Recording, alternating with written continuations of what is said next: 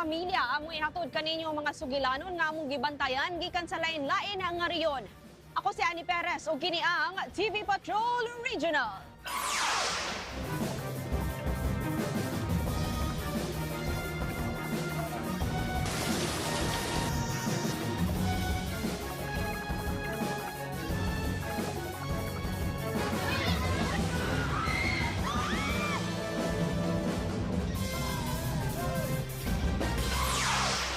May nungdanon ning adlaw alang sa mga Subuano nunot sa pagsaulog sa Fiesta Senior. Pagtahod ni og pagtamod ni Senyor Santo Niño, lakip sa kasaulugan ang tinuig nga Sinulog Festival. Among ihatod kaninyo ang mga detalye sa labing mabulokon nga kasaulugan karong taod-taod. Niabante na sa niaging simana ang pagdungog sa kasong giatubang sa kontratistang si Sara Diskaya ug siyang pangagingong nalambigit sa Ghost Flood Control Project sa Davao Occidental. Not guilty ang tubag sa mga akusado human sila gibasahan sa ilang mga sala. Mga kasong malversation ng public funds o graft and corruption, atubangan sa Regional Trial Court Branch 27 sa niaging Martes. Gipaubos-sab sa huwes ang mga opisyal sa DPWH ug 90 ka adlaw nga preventive suspension. Sa ilang bahin moduso og mosyon ng abogado sa mga akusado aron makapiyansa. Magsugod ang pre-trial hearing sa Pebrero 3. Gideklarar sa Cebu City Council ang adlaw sa pagbangutan niadtong Biyernes, Enero 16 alang sa mga nakalas sa trahedya sa Binalyo Landfill.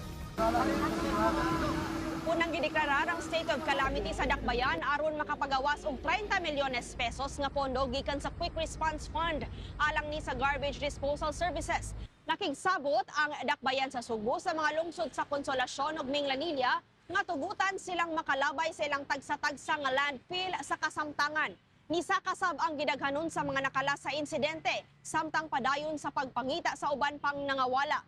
May numduman nga niadtong Enero 8 na hitabo ang pagdahili sa basura ug natanggong sa ilawom sa staff building ang pipila ka empleyado sa pribadong landfill. Sa datos nga ipagawas niadtong Enero 16 Biyernes, niabot na sa 28 ang gikumpirmar nga nakalas sa trahedya. Sa wala panigo ang bagyong Ada na sinati ang kusog nga pag-uwan ug pagbaha sa pipila ka lalawigan nunod sa shear line ug easterlies. Kapin sa 500 ka residente gikan sa tulo ka barangay sa Talisayan, Misamis Oriental ang gibaha human ang kusog nga pagbunok sa uwan. Matod sa Talisayan MDRRMO, niawas ang creek sa poblasyon human ang uwan. Nihul pa ang baha human ang kapin sa 2 ka oras apan nagpabili ng baha sa barangay Banga, Aklan.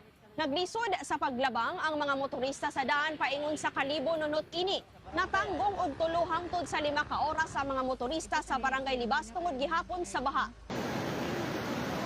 Samtang naluwas ang usa ka pamilyahan human nga naabtan sa bulog sa baha sa Tunga, Leyte. Matod sa mga otoridad, nanlabas sa Naliwatan River ang inahanog iyang anak dihang nisaka ang tubig tungod sa kusog nga uwan. Natanggong sila sa ilawom sa Taytayan.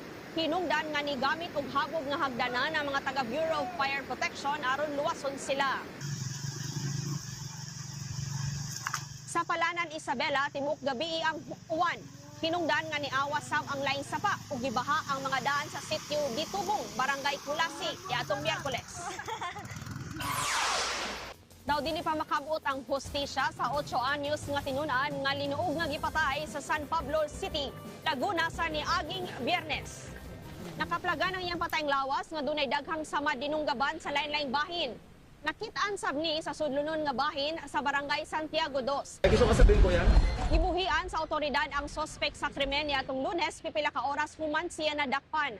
Matod sa San Pablo City Prosecutor's Office, wala sila'y igong ebidensya batok sa sospek. Kinsa giila nga igagaw nga igtagsa sa amahan sa biktima. Nigawasab sa investigasyon nga dunay kalagot ang sospek sa biktima tungod sa kanunay nga pag-away ini sa iyang apo. Giatagan hangtod sa Pebrero 2 ang San Pablo City Police nga makahatag sa gipangayo nga ebidensya ngadto sa piskalya. Patay ang usa ka babae ug 3 ka pulis sa Sibulan, Negros Oriental sa niaging Biyernes. Sospek ang usa ra sab ka pulis nga dunay ranggo nga staff sergeant. Sa investigasyon, nagsaulog ang grupo sa mga pulis sud sa usa ka resto bar sa adlaw natawhan sa ilang hepe. Dunay nitapad nila nga usa ka babay. Taod-taod ni barog ang suspect og kalit nga gipusil ang babay. Dead on the spot kini. Gisundan ni sa paggawa sa grupo sa resto bar ug nisud sa sakyanan. Samtang nagbiyahe gipusil sa suspect ang tulo niya kakaubang pulis. Nakaipsot siya sa crime scene apan nitahan lasab. Gitanaw nga posibleng nahubog ug maayo ang suspect ug mao ni motibo sa krimen. Gibalhog na ang suspect sa Tanhay Police Station ug gipasakaan og kasong murder ug 3 counts of direct assault with murder. Girelibuhan sab sa pwesto ang direktor sa Negros Oriental Police Provincial Office ug ang Deputy Chief sa Sibulan. Human nga nag-alboroto ang mga bulkan sa Mayon ug Kanlaon, ang bulkang Taal nasab ang dunay natala nga panghitabo. Sa ka-minor phreato magmatic eruption ang natala sa main crater kon bakba sa Taal Volcano sa niaging Biyernes sa gabi. Nilanat ni og 4 ka gutlo ug nimugna og 9 ka gatos ka metros nga gitas-on nga plume. Taliwa sa pag-alboroto sa bulkang Mayon, nagpadayon gihapon ang pag-abot-abot sa mga turista. Matod sa pipila ka mga bisita, buot nila nga makita ang kalihukan sa Mayon bisan kung gisaka nihi sa Alert Level 3. Sa listahan sa Department of Tourism Bicol, mas nidaghan ang mga turista sa Albay kung itandi niadtong ni-alboroto ang bulkan niadtong 2023. Apan bisan pa ni piyahit ang mga negosyante sama sa ATV rental kay dunay mga turista nga gikansela ang ilang mga booking. Nangandam na sabro ng mga pamilyang naasud sa extended 7 to 8 kilometer danger zone gikan sa mga lungsod sa Ginubatan ug Santo Domingo. Kuno galing isaka sa Alert Level 4 ang bulkan. Dunay duha ka rambol nga naaktuhan. Una, mga batan-on nga nagsinumbagay at ubangan sa usa ka establishmento sa Barangay Libertad, Surala, South Cotabato. Matod sa nakakuha og nag-upload sa video, wala maklaro kung unsa ang gilalisan sa duha ka habig apan giingong nakainom na sila. Nanguli rasab ang mga batan-on human nga gibuwag sa kagubot. Sa Iloilo City sab ang ikaduhang insidente. Nagrambol ang duha ka grupo sud sa usa ka fast food restaurant sa niaging Sabado. Nakuha og video dihang nag-iniguay og lingkuranan. Nagsinumbagay ang pipila ka mga lalaki. Hisuwayan sila og undang sa mga trabahante sa kananan ug sa gwardya. Dugang sa uploader sa video, nakainom na sab ang duha ka grupo dihang nisud sa establishmento. Giingong nagkainitay sila tungod sa saba. Giimbestigahan na sa pulis ang insidente. Niulbo ang sunog sa usa ka gasolinahan sa Barangay Manay, Panabos City, Davao del Norte sa miaging Domingo. Sa video ni Karine Rebortera, pipila ka higayon nga nibutos sa gasolinahan. Hinungdan nga niulbo ang kayo ug nibaga ang aso. Gitabangan sa mga residente nga nagpuyo dool sa gas station nga luwason ang ilang mga gamit. Dunay nasamdan nga attendant sa gasolinahan. Niabot sa usa ka oras ang pagpaong sa kayo. Kapin sa 54 milyones pesos nga balor sa illegal na droga ang nasakmit sa mga otoridad sa Naga City, Cebu sa niaging Martes. Nakuha ni gikan sa 4 ka suspect dihang ipahigayon ng buy-bust operation sa Philippine Drug Enforcement Agency Confidea sa Sitio Suba, Barangay Tuyan. Nitimbang og 8 ka kilo ang gidudahang shabu. Gisud ang kontrabando sa puwang nga putos sa tsaa. Magatubang ang suspect sa kasong pagbaligya o ginadali nga drogas.